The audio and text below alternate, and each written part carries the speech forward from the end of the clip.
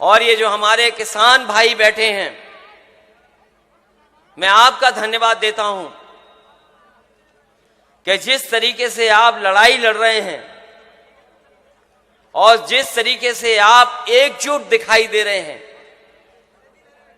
कोई घबराया हो ना हो, लेकिन भारतीय जनता पार्टी के लोगों को पता लग गया है कि अब किसान रुकने वाला नहीं है और किसान तभी रुकेगा जब तीनों कानून इस देश से बाहर चले जाएंगे, तीनों कानून का सफाया हो जाएगा। और ब्रज की धरती का हम धन्यवाद देते हैं, ये कृष्ण की धरती का हम धन्यवाद देते हैं, ये पुण्य की धरती है। और जैसा कि हमारे आदरणीय राजनीतिज्ञ सुमन जी ने कहा कि हमारे आपके सबसे बड़े किसान नेता अगर देश में कोई हुआ है तो वो चौधरी चरण सिंह हुए हैं। बताओ, आप पूरा इतिहास उठा लीजिए भारत का, आप सब बुजुर्ग हैं, बहुत सारे लोगों ने उनके साथ काम किया होगा, बहुत से ऐसे हमारे बुजुर्ग बैठे हैं जिन्होंने न जाने कितनी जनसभाओं में उन्हें सुना होगा, मंच पे बैठे लोग हैं वो जानते होंगे। आप पूरा देश का इतिहास उठा लो, अगर कोई किसान नेता उनसे बड़ा हुआ हो तो हमें बता दो आप। और मैं इस बात से सहमत हूं क्योंकि देश के किसानों ने उन्हें अपना नेता माना था, इसलिए चौधरी चरण सिंह जी सबसे बड़े देश के नेता बनकर के आए थे।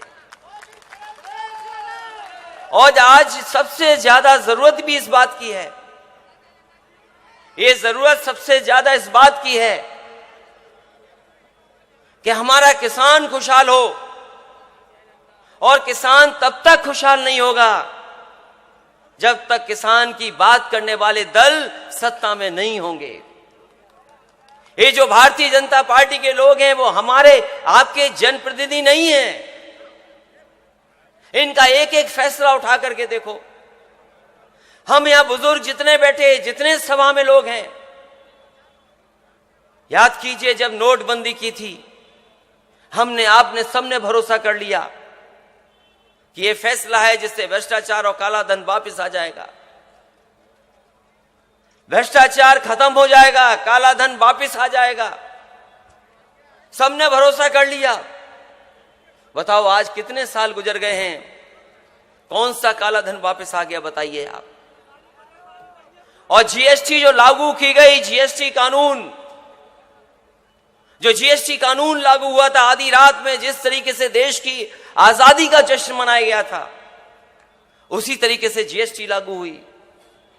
जीएसटी लागू हो जाने के बाद बताओ कौन सा कारोबार हमारा बढ़ गया।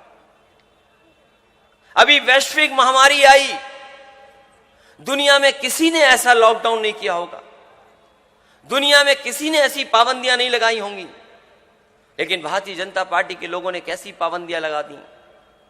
ये सच है कि वो वैश्विक महामारी से बचने के लिए हमें और आपको सबको अपनी नाक और मुंह बंद करना पड़ गया। हमने भरोसा किया उनका, भारतीय जनता पार्टी के लोगों का। उन्होंने कहा कि आपको मास्क पहन के रहना पड़ेगा, हमने आपने सबने नाक और मुंह बंद कर लिया। लेकिन हम जानना चाहते हैं, बताओ भारतीय जनता पार्टी को कौन सी वैश्विक महामारी है कि उन्होंने अपनी आंख और कान बंद कर रखे हैं। उन्हें किसानों का न दुख समझ में आ रहा है, न किसानों की तकलीफ समझ में आ रही है। याद कीजिए वो समय जब कहा कि हम आय दोगुनी कर देंगे, ये सब खेती करने वाले बैठे हैं, ये दिन रात खेत में काम करते हैं। बताओ कौन सी पैदावार की आय दोगुनी हो गई। धान आया, बिक गया, किसी ने पूछा नहीं। कौन सी फसल की पैदावार बढ़ गई। और यही नहीं, बताओ इस वैश्विक महामारी में डीजल और पेट्रोल की कीमत कितनी बढ़ा दी। डीजल पेट्रोल जो लोग ट्रैक्टर से चल करके आए होंगे, जो खेती करते होंगे, वो पूछिए डीजल पेट्रोल कितनी बढ़ गई। हम ये जानना चाहते हैं इस किसान पंचायत के माध्यम से कि जो डीजल पेट्रोल की कीमत बढ़ी है वो आखिरकार उसका मुनाफा का जा रहा कहां रहा है। इसलिए साथियों, जहां दिल्ली की सरकार ने 3 कानून हम पे लागू कर दिए, वहीं हमारे मुख्यमंत्री जी ने भी कुछ कम काम नहीं किए हैं। और शायद ही ऐसे मुख्यमंत्री किसी को मिले होंगे। पहनावे से और कहने से तो योगी हैं, लेकिन जो हमने पढ़ा है गीता में, जो हमें जानकारी मिली है, वो यही है कि योगी वही होता है जो दूसरे का दुख अपना दुख समझे। बताओ, ये योगी हैं क्या?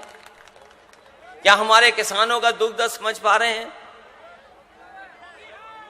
कोई दुख हमारा समझ पा रहा है कि नहीं समझ पा रहा? और इधर तो अभी हरी टोपी तक बात नहीं आई है, हरी सफेद टोपी तक बात नहीं आई है, अभी तक तो लाल टोपी पे रुका हुआ है मामला। और ये हमारे किसान हैं, ये हमारे बुजुर्ग हैं, हमें बुजुर्गों ने यही सिखाया है। और खेत में अगर कोई भड़कता है तो वो लाल रंग देख करके भड़क जाता है, यही तो सिखाया बुजुर्गों ने। बताओ, कभी कभी कुछ खेत में जो होते हैं वो लाल रंग देख करके भड़क जाते हैं, यही तो सिखाया गया। अब मैं नहीं जानता हूं कि लाल रंग देख करके कोई क्यों भड़क रहा है।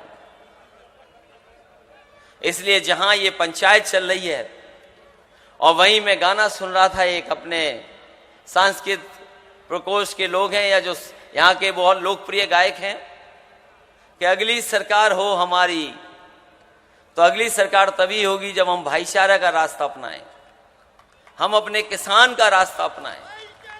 क्योंकि बीजेपी से ज्यादा चमत्कारी पार्टी कोई नहीं है, भारतीय जनता पार्टी से ज्यादा साजिश करने वाली पार्टी कोई नहीं है।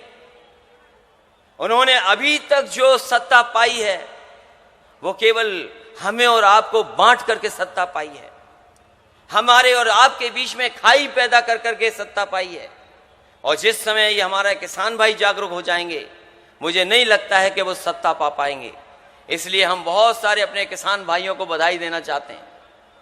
लगातार हम लोग किसान पंचायत कर रहे हैं, किसानों को जगाने का काम कर रहे हैं, और इस उम्मीद और इस भरोसे के साथ जगा रहे हैं कि आने वाले सस्ती कीमतें, जिन मंडियों में आपको एमएसपी मिलने चाहिए, वो मंडियां बिकने का इंतजाम कर दिया है। जहां देश में ज्यादा मंडियां बननी चाहिए थी, वो मंडियां बंद की जा रही हैं। इसी एक्सप्रेसवे के किनारे लगातार मंडियां बननी थी, और हमने तय किया था कि गाजीपुर तक मंडी बनवाएंगे, लेकिन मंडियां बनना बंद हो गई हैं। मंडियां अगर नहीं होंगी और ऐसे 3 कानून लागू हो जाएंगे, तो सोचिए हमारा आपका जो किसान जो पैदावार कर करके जाएगा, वो बाजार में कौन कीमत दे देगा? अगर किसान को बाजार के हालात पे छोड़ दोगे, तो किसानों को कोई मुनाफा नहीं हो सकता। ये भारतीय जनता पार्टी के लोग बड़े बड़े उद्योगपतियों से, बड़े बड़े लोग जो कारोबार कर रहे हैं, उनसे मिल करके हमारी आपकी खेती को छीनना चाहते हैं। और कोई एक दिन में नहीं छीनेगी, लेकिन जिस तरह के कानून आ गए हैं, एक न दिन ऐसा आएगा जिसके बाद आपकी हमारी खेती छिन जाएगी। इसलिए मैं बधाई देता हुआ आरएलडी और समाजवादी पार्टी के सभी कार्यकर्ता साथियों का, संगठन के लोगों का, और अपने दोनों पार्टी के नेताओं का, कि ऐसी शानदार आपने किसान पंचायत की है। हमें उम्मीद है कि इसी तरीके से अगर किसान को हम जगाते रहे, तो आने वाले समय में भारतीय जनता पार्टी का पता नहीं लगेगा।